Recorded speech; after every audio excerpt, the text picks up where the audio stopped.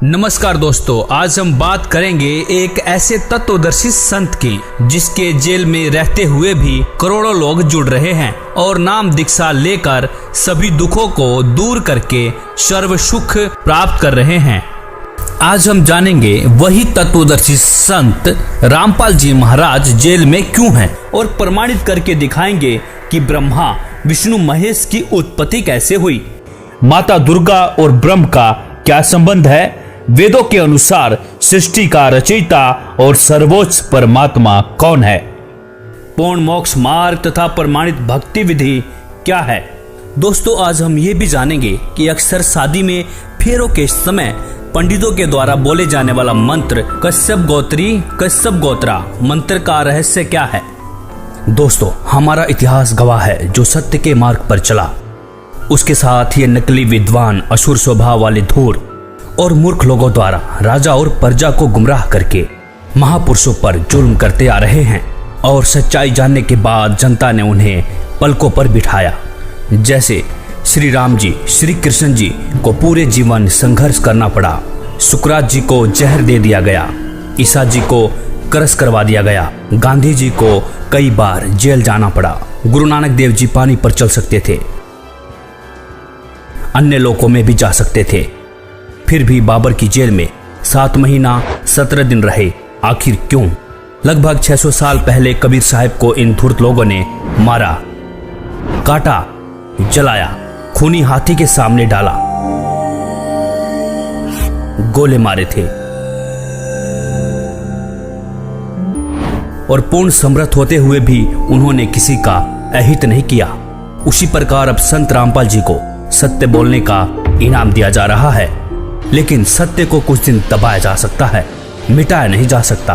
और वो समय अब आने दो जब जनता जवाब मांगेगी कि हमारे धर्म ग्रंथों में लिखा क्या है और हमें इन नकली विद्वानों ने अब तक बताया क्या है।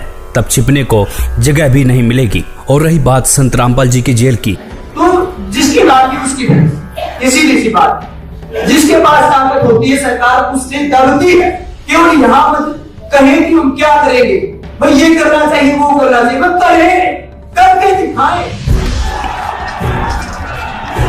संत रामपाल जी और आर्य समाजियों के बीच सत्यार्थ प्रकाश और पवित्र वेदों को लेकर आध्यात्मिक ज्ञान चर्चा न्यूज़पेपरों के माध्यम से शुरू की गई। लेकिन जब संत जी के तर्कों का जवाब आर्य समाजी देने में असमर्थ रहे तो आर्य समाजियों ने ज्ञान का उत्तर ज्ञान से न देकर हिंसा का रास्ता अपनाया और अनेक मिथ्या कहानी बनाकर के जनता व मुख्यमंत्री को भ्रमित करके सन 2006 में क्रोथा आश्रम पर आक्रमण कर दिया और संत रामपाल जी पर झूठे मुकदमे बनाकर जेल में डाल दिया गया। तो उसी समय से संत रामपाल जी अपने ऊपर लगे आरोपों की सीबीआई जांच की मांग कर रहे हैं, लेकिन आज तक जांच नहीं हुई। आखिर क्यों? मैं चाहता हूं कि कोई अपने आप को आर्य समाजी कहने लग जाए, इससे वो आर्य समाज के लोग नहीं हो जाते। यदि उनके वाणी और चरित्र में वो बात नहीं है तो मैं उनको आर्य समाजी नहीं मानता। जिस प्रकार की भड़काऊ भाषा बोल रहे हैं, जिस तरह का भड़काऊ काम वो कर रहे हैं, कानून अपने हाथ में लेकर क्रोथा कांड करवा दिया गया।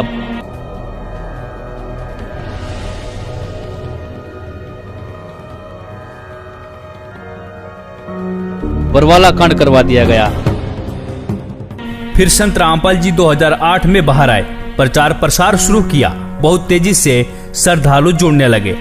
संत जी का बढ़ता बोलबाला देखकर फिर से संत रामपाल जी को सन 2014 में षड्यंत्र के तहत जमानत कैंसिल करवा के जेल में डाल दिया गया।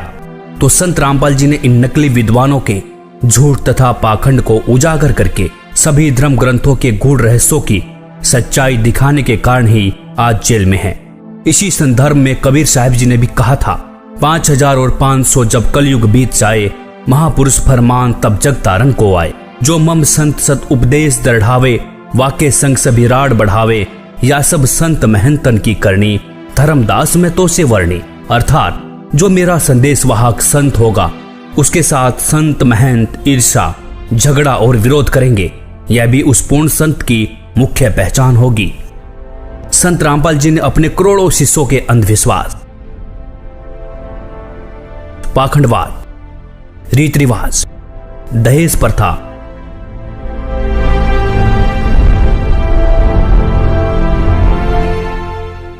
नशाखोरी, मांसाहार, आन उपासना तथा जाति धर्म आदि सामाजिक बुराइयों को पूर्ण रूप से समाप्त कर दिया है। और संत जी ने कहा है, जीव हमारी जाति है, मानो धर्म हमारा, हिंदू मुस्लिम सिख ईसाई धर्म नहीं कोई न्यारा। और इसके साथ ही संत रामपाल जी ने सन 2012 में विश्व के सभी धर्म गुरुओं को आध्यात्मिक ज्ञान चर्चा के लिए आमंत्रित किया था और कई धर्म गुरुओं की सच्चाई से भी रूबरू करवाया था। ये सिद्ध भी किया था कि इन सभी गुरुओं की भक्ति विधि शास्त्र विरुद्ध है। और गीता जी के अध्याय 16 के श्लोक 23 में भी लिखा है कि शास्त्र विधि को त्याग कर मनमाना आचरण करने से साधक को कोई भी लाभ नहीं मिलता है। कबीर साहिब जी ने भी कहा था, कबीर करनी तज कथनी कथे अज्ञानी दिन रात, कुकर जो भोकत फिरे सुनी सुनाई बात। गरीब कथनी के सूरे घने कथे अटंबर ज्ञान, बाहर जवाब आवे नहीं लीद करे मैदान। जिस समय जाकिर नायक ने विश्व के सभी धर्म गुरुओं को शास्त्रार्थ के लिए खुला चैलेंज किया था, तब कोई भी धर्म का ठेकेदार सामने नहीं आया जो जाकिर नायक की चुनौती को स्वीकार कर सकता था। तब संत रामपाल जी ने ही डॉक्टर जाकिर नायक की खुली चुनौती को स्वीकार करके 10 पॉइंटों पर झूठा सिद्ध करने की खुली चुनौती दी थी। अब हम आपको दिखाते हैं डॉक्टर जाकिर नायक की खुली चुनौती, देखिए वीडियो के माध्यम से। भारत के सभी राजनेताओं, स्वामियों, धर्मगुरुओं और शंकराचार्यों को मुसलमान धर्म के प्रवक्ता डॉक्टर जाकिर नायक की खुली चुनौती। ये चैलेंज है, कोई भी शख्स हिंदुस्तान में हो, मिनिस्टर हों दो, कोई भी स्वामी हों दो, कोई भी शंकराचार्य हों दो, इंशाल्लाह मैं तालिब इल्म हूँ इस्लाम और दीगर मज़हब का। मैं तस्लीम करता हूँ कि डिबेट होना चाहिए, मैं उनसे डिस्कशन करता हूँ। अगर मुझे गलत साबित करो, मैं बदलने को तैयार हूँ। ये मुसलमान की जबान है, हम जब जबान देते हैं उसका पालन करते हैं। संत रामपाल जी महाराज ने स्वीकार की मुस्लिम धर्म प्रवक्ता डॉक्टर जाकिर नायक की चुनौती। डॉक्टर जाकिर नायक के इस चैलेंज को स्वीकार करता हूं, लेकिन अपने उस वायदे को याद रखना जिसमें कहा है कि जो मुझे झूठा सिद्ध कर देगा, गलत सिद्ध कर देगा, मैं अपने आप को बदल लूँगा। चैलेंज आपको 10 पॉइंटों पर झूठा कर दूंगा सिद्ध, और कभी भी आकर के वो आध्यात्मिक ज्ञान चर्चा कर सकते हैं। और वो डॉक्टर जाकिर नायक अब तक संत जी के सामने नहीं आया। अब परमात्मा ने आके विकल्प बताया, वो हमने सुना नहीं, क्योंकि नकलियों ने सुनने नहीं दिया।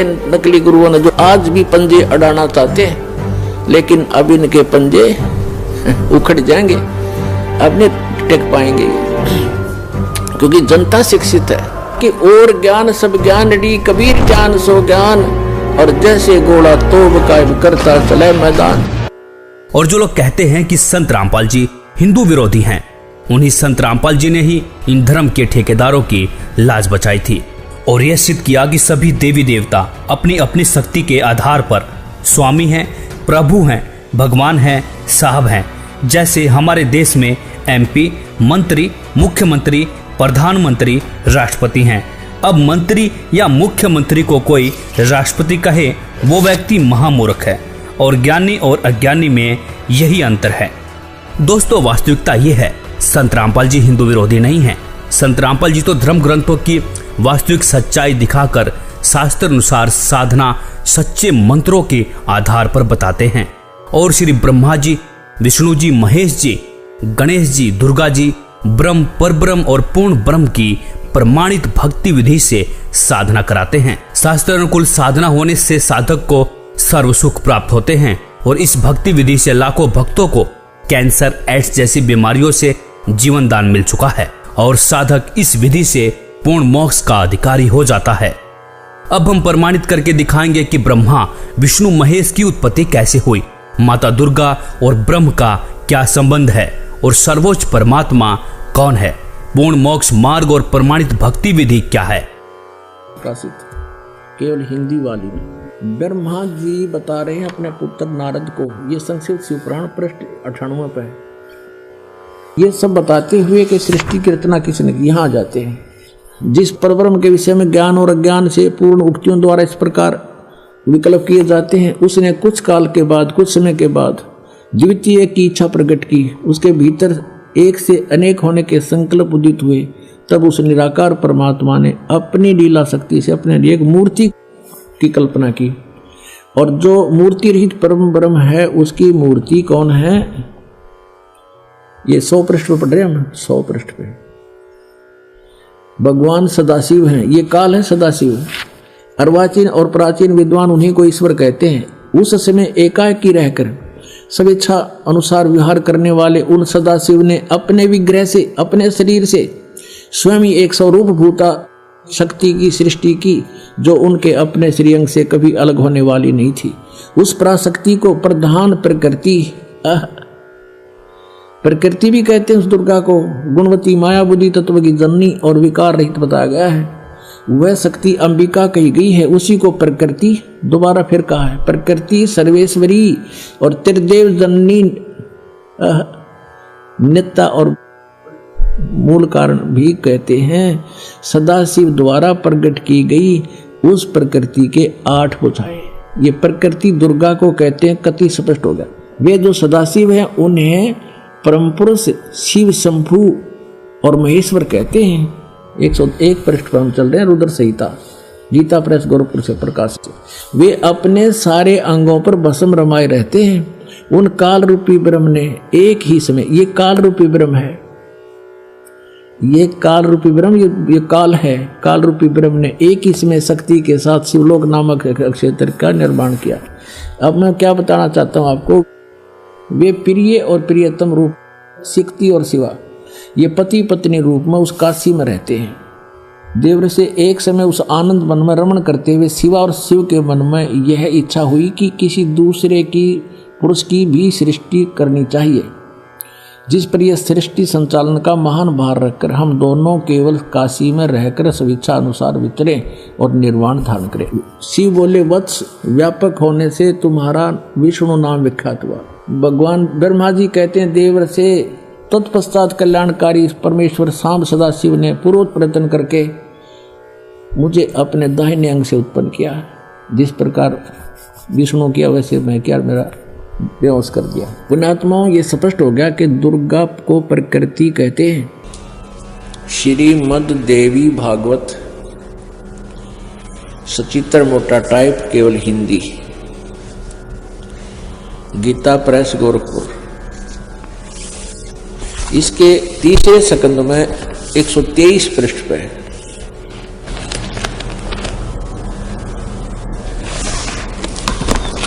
ये है संक्षिप्त देवी भागवत तीसरा स्कंद,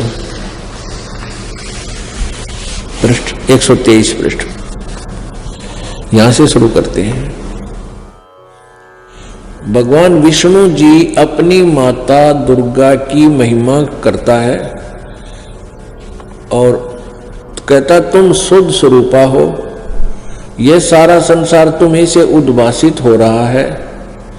मैं ब्रह्मा और शंकर हम सभी तुम्हारी कृपा से विद्यमान हैं। हमारा आविर्भाव बिन जन्म, तिरोभाव बिन मृत्यु हुआ करता है।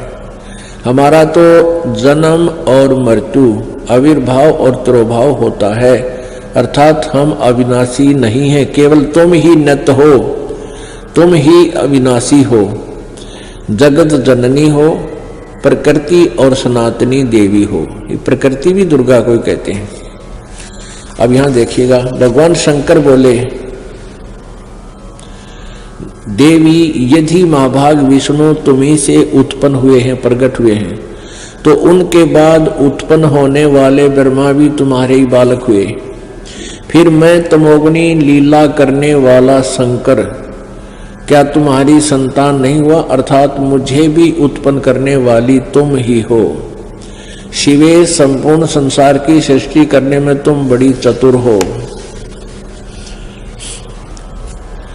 इस संसार की सृष्टि, स्थिति और संहार में तुम्हारे गुण सदा समर्थ हैं। उन्हीं तीनों गुणों से उत्पन्न हम ब्रह्मा, विष्णु एवं शंकर, यानी रजगुण ब्रह्मा, सतगुण विष्णु, तमगुण शिवजी शंकर नियम अनुसार कार्य में तत्पर रहते हैं। देखिएगा, अब इसके हम फिर आते हैं 7वें स्कंद में, और इसमें स्पष्ट लिखा है, गीता जी अध्याय नंबर 7 के श्लोक नंबर 4-5 में इकट्ठा किया है कि मेरी 2 प्रकार की प्रकृति है। एक तो जड़ प्रकृति ये जड़ प्रकृति, और इससे दूसरी है वो जीव रूपा, यानी यह प्रकृति दुर्गा है मेरी। और 14वें अध्याय के अपने आत्मा में थोड़ा कंसेप्ट क्लियर हो जाए, क्योंकि बार बार नहीं मिलता है समय जो आज रजा बख्शी भगवान ने। 3, 4, 5 में ही देखिएगा। अध्याय नंबर 14 श्रीमद् भगवत गीता, और यहाँ देखिएगा 3रा श्लोक। हे अर्जुन, मेरी महत ब्रह्म रूप मूल प्रकृति संपूर्ण भूतों की यानी प्राणियों की योनि है, अर्थात गर्भाधान स्थान है, और मैं सबका पिता हूँ। मैं उस योनि में गर्भ को स्थापन करता हूँ, गर्भम दधामी। उसके संयोग से इन्होंने कुछ अपना बना रखा। सब भूतों की उत्पत्ति यानी प्राणियों की उत्पत्ति होती है। 4 में क्या कहा है?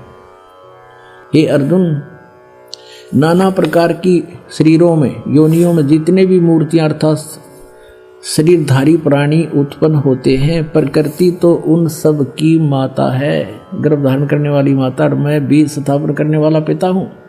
5वें में क्या कहा है? हे अर्जुन, सतगुण रजगुण और तमगुण ये प्रकृति से उत्पन्न, दुर्गा से उत्पन्न। प्रकृति संभवा, रजगुण ब्रह्मा, सतगुण विष्णु, तमगुण शिवजी, दुर्गा से उत्पन्न तीनों गुण अविनाशी जीव आत्मा को शरीर में बांधते हैं।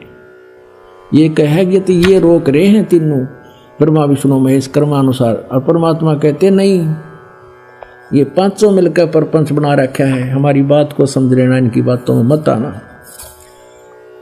अब परमात्मा कहते हैं कि इन 5 ने मिलकर ब्रह्मा विष्णु महेश माया दुर्गा और ये काल कहिए, इन 5 ने मिलकर ये प्रपंच बना रखा है। वाणी हमारी लइए, हमारे ज्ञान को गहराई से समझना। अब देखते हैं वेदों के अनुसार सृष्टि की रचना और माता दुर्गा, अष्टंगी व ज्योति निरंजन ब्रह्म की उत्पत्ति किसने की? अथर्ववेद भाषा भाष्य, भाष्यकार है 3रे ने, ये जब प्रदजे विद्वानस्य बंधु विश्वा देवानाम जनीमा विभक्ति ब्रह्मे ब्रह्मणे उद्भारे मध्यात नीचे ऊंचे सवधा अभी प्रतस्थो। सर्वप्रथम देवताओं व ब्रह्मांडों की उत्पत्ति के ज्ञान को जिज्ञासु भक्त का, विद्वानस्य जो बंधु यानी वास्तविक साथी अर्थात पूर्ण परमात्मा है, अपने निज सेवक को, अपने जनीमा अपने द्वारा सर्जन किए हुए को विभक्ति स्वयं ही ठीक ठीक विस्तार पूर्वक बताता है। अपने द्वारा रची सृष्टि को वो स्वयं ही बताता है कि ब्रह्मण यानी पूर्ण परमात्मा ने मध्यात अपने मध्य से अर्थात सबद शक्ति से ब्रह्म है माने ब्रह्म क्षर पुरुष अर्थात काल को उज्भार माने उत्पन्न करके विश्व सारे संसार को अर्थात सब लोगों को ऊंचे ऊपर सतलोक आदि और नीचे परब्रह्म व ब्रह्म के सर्व ब्रह्मांड सबधा अपनी धारण करने वाली अभी आकर्षण शक्ति से प्रतस्थौ दोनों को अच्छी प्रकार स्थापित किया। कति कंसेप्ट क्लियर।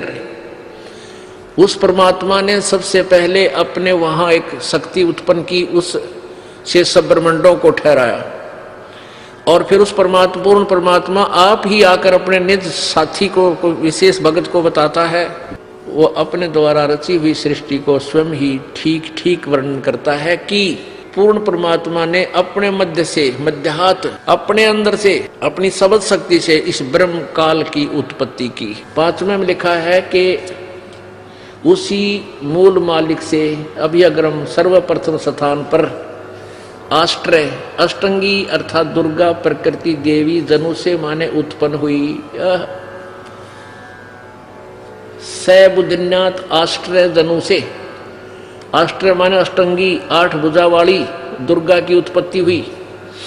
आष्ट्रय माने अष्टंगी माया दुर्गा अर्थात प्रकृति देवी की उत्पन्न हुई, क्योंकि नीचे के परब्रह्म और ब्रह्म के लोकों का प्रथम स्थान सतलोक है। यह तीसरा धाम भी कहा कहलाता है। तस्य इस दुर्गा का भी मालिक यानी उसका भी पिता सम्राट राजाधिराज बृहस्पति सबसे बड़ा पति यानी परमेश्वर, वह जगत गुरु देवता परमेश्वर है।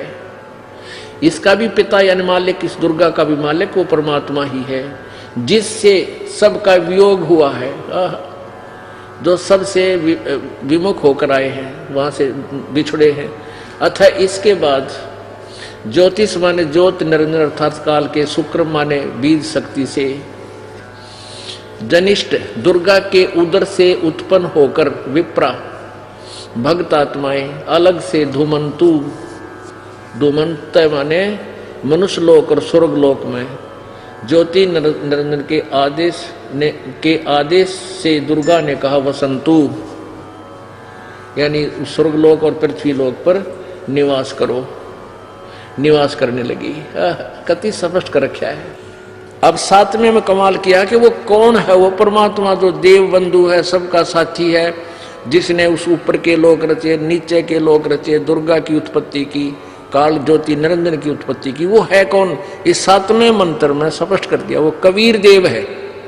अथर्वाणम पित्रम यानी जगत, अथर्वाण माने निश्चल अचल अविनाशी है जो, पित्रम माने सबका पिता, देव बंधु सभी पुण्यात्माओं का साथी, बृहस्पतिम जो सबसे बड़ा भगवान, नमसा यानी जो विधिवत साधना करने वाले को सुरक्षा के साथ, गच्छात माने वहां जो चले गए सतलोक में उनको ले जाने वाला, तो माने विश्वेशाम जनिता यथा से कबीर देव न दभायत सवधावान, ये कबीर देव, ये कबीर देव, वो कबीर देव है, वो कबीर प्रभु है जो अथर्वाण माने अचल अविनाशी, पितर माने जगत पिता, देवबंधु भक्तों का वास्तविक साथी अर्थात आत्मा का आधार, बृहस्पतिम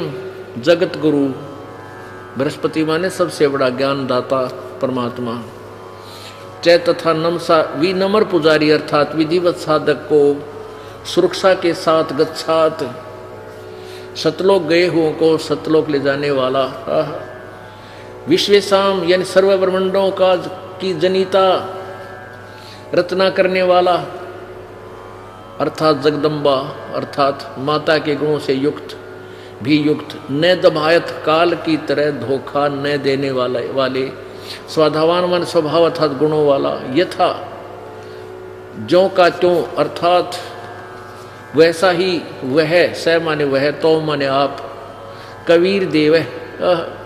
कबीर देव, कबीर देव भाषा भिन्न होने से इसे हम कबीर साहब कहते हैं, वो कबीर साहब है। और ब्राह्मण जी ने सबसे पहले श्लोक ये बोला था कि काश्यप गोत्रा काश्यप गोत्री, बाण बाईताम स्वरूप बना दिए उसने, यो काश्यप गोत्रा और काश्यप गोत्री एक गोत्र के क्यों करो हम। इस तत्व ज्ञान से दास परिचित था, लेकिन उनको उस समय यह बताना उचित नहीं समझा, क्योंकि वो तो सारे फिर वो दूसरे ज्ञान से भरे हुए थे। तो मेरे वह बात समझ में आ गई रहे, सचमुच ये तो परमात्मा ने जो ज्ञान बताया उससे समझ में आती है। परमात्मा कहते हैं काश्यप गोत्रा काश्यप गोत्री पंडित शाखा लाया, और कोई तत्ववेत्ता ज्ञानी जाना यो बाण ब्याह घर लाया। कोई तत्वदर्शी संत ही जानता है कि बाण को ब्याह के घर लाया था। और इस आप किसी भी फेरे हम देख लियो, सबसे पहले ये पंडित न बोलेंगे काश्यप गोत्रा काश्यप गोत्री, फिर और उठ पटांग बिराना के बोला करें। तो पहला श्लोक है इनका। अब परमात्मा की ये आगे जो लाइन है, पंक्तियां हैं, अब समझ में आएंगे आपके। क्या बताते हैं, माँ अष्टंगी पिता निरंजन ये जम दारुण वंशन अंजन, पहले कीन निरंजन राई ही पीछे से माया उपजाई। पहले ज्योति निरंजन को अंडे से उत्पन्न किया और पीछे दुर्गा का शरीर बनाया परमात्मा ने अपनी शब्द शक्ति से, और फिर दुर्गा के रूप को देख करके, सुंदरता को देख कर ये काल उसके ऊपर वशीभूत हो गया। ये 3 पुत्र उत्पन्न किए। क्या कहते हैं, ज्ञान बोध और बोध सागर में पृष्ठ नंबर 21 पर, धर्मदास ये जग बोराना कोई ना जाने पद निर्वाणा। यही कारण मैं कथा पसारा, जग से कही एक राम नहीं आ रहा। ये राम है यहाँ पर। अब मैं तुमसे कहूं चिताई, तेरे देवन की उत्पत्ति भाई। ज्ञानी सुने सो हृदय लगाई, मूर्ख सुने तो गम नहीं पाई।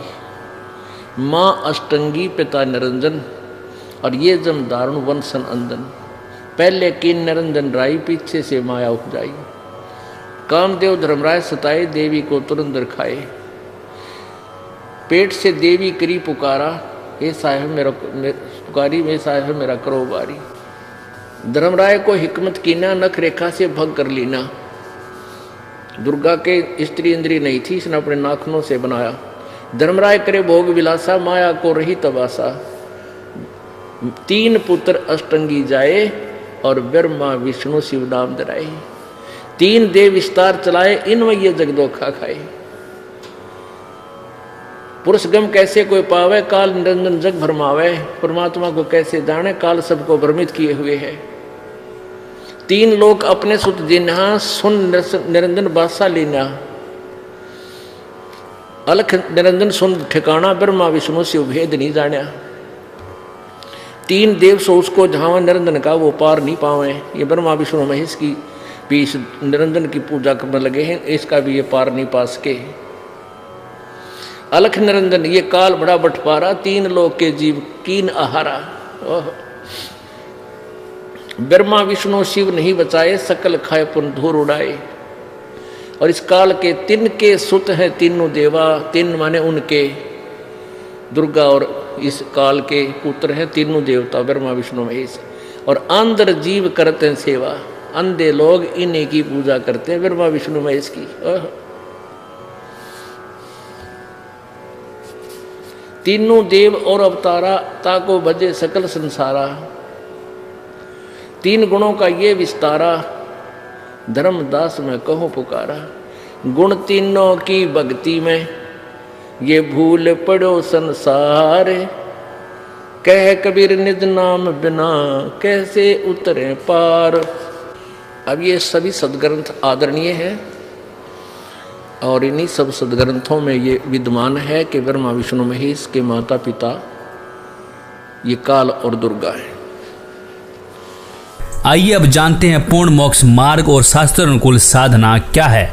संत रामपाल जी महाराज प्रथम बार में श्री गणेश जी, श्री ब्रह्मा सावित्री जी, श्री विष्णु लक्ष्मी जी, श्री शंकर पार्वती जी व माता शेरावाली का जाप देते हैं, जिसका वास हमारे मानव शरीर में बने चक्रों में होता है। मूलाधार चक्र में श्री गणेश जी का वास, स्वाद चक्र में ब्रह्मा सावित्री जी का वास, नाभि चक्र में लक्ष्मी विष्णु जी का वास, हृदय चक्र में शंकर पार्वती जी का वास, कंठ चक्र में शेरावाली माता का वास, और इन सब देवी देवताओं के आदि अनादि नाम मंत्र होते हैं, जिसका वर्तमान में गुरुओं को ज्ञान नहीं है। इन मंत्रों के जाप से ये 5 चक्र खुल जाते हैं। इन चक्रों के खुलने के बाद मानव भक्ति करने के लायक बनता है। सदगुरु गरीबदास जी अपनी वाणी में प्रमाण देते हैं कि 5 नाम गुज गायत्री आत्म तत्व जगाओ, ओम किलियम हरियम श्रियम सोहम ध्याओ। भावार्थ, 5 नाम जो गुज गायत्री हैं, इनका जाप करके आत्मा को जागृत करो। दूसरी बार में 2 अक्षर का जाप देते हैं, जिसमें एक ओम और दूसरा तत्, जो कि गुप्त है, उपदेशी को बताया जाता है, जिसको श्वास के साथ जाप किया जाता है। तीसरी बार में शार नाम देते हैं, जो कि पूर्ण रूप से गुप्त है, उसे सतगुरु ही देते हैं। अब जानेंगे प्रमाणित भक्ति विधि क्या है और पूजनीय और सर्वोच्च परमात्मा कौन है। सबका मालिक एक परमेश्वर, परम ईश्वर, परम ईश्वर, परम वर ईश, परम पूर्ण ब्रह्म, पर ब्रह्म, ब्रह्म, परम अक्षर पुरुष, क्षर पुरुष। अर्थात परमेश्वर शब्द के संधि विच्छेद में ईश सबसे छोटा परमात्मा है, उससे बड़ा उसका वर अर्थात ईश का स्वामी ईश्वर, और ईश्वर से भी बड़ा परमेश्वर होता है। अर्थात परमेश्वर शब्द से 3 परमात्माओं का बोध होता है, जैसे ईश और ईश्वर, परमेश्वर, ब्रह्म, पर ब्रह्म, पूर्ण ब्रह्म, जिसे पार ब्रह्म भी कहते हैं, क्षर पुरुष, अक्षर पुरुष, परम अक्षर पुरुष।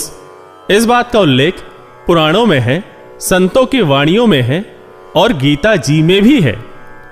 ओम तत्सत गीता अध्याय 17 के श्लोक 23 में ऐन सीन काफ कुरान शरीफ सूरा 42 आयत 1 में नाम मंत्र का संकेत है।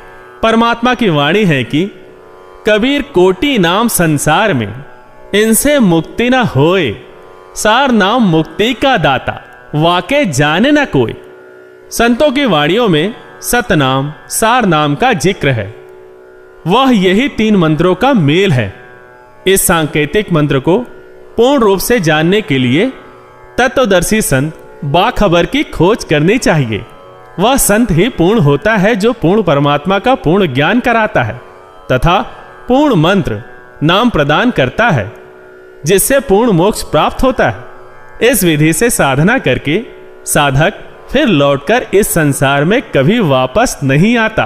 3 बार में नाम जाप देने का प्रमाण है गीता अध्याय 17 के श्लोक 23 में ओम तत्सत इति निर्देशः ब्राह्मण त्रिविधि स्मृतः ब्राह्मण तेन वेदा च यज्ञा च विहिता पुरा। ओम ब्रह्म का, तत् सांकेतिक मंत्र पर ब्रह्म का, सत पूर्ण ब्रह्म का, ऐसे यह 3 प्रकार से पूर्ण परमात्मा के नाम सुमरण का निर्देश संकेत कहा है। और सृष्टि के अनादि काल में विद्वानों ने बताया कि उसी पूर्ण परमात्मा ने वेद तथा यज्ञादि रचे। संख्या नंबर 822 सामवेद उत्तार्चिक अध्याय 3 खंड 5 श्लोक नंबर 8 का भाषा भाष्य है। मनीषी भी पवते पूर्य कबीर निर्भीयतः परिकोशान अशिष्यदत् त्रितस्य नाम जनयन्न मधु चरणीन्द्रस्य वायुम संख्याय वर्धयन।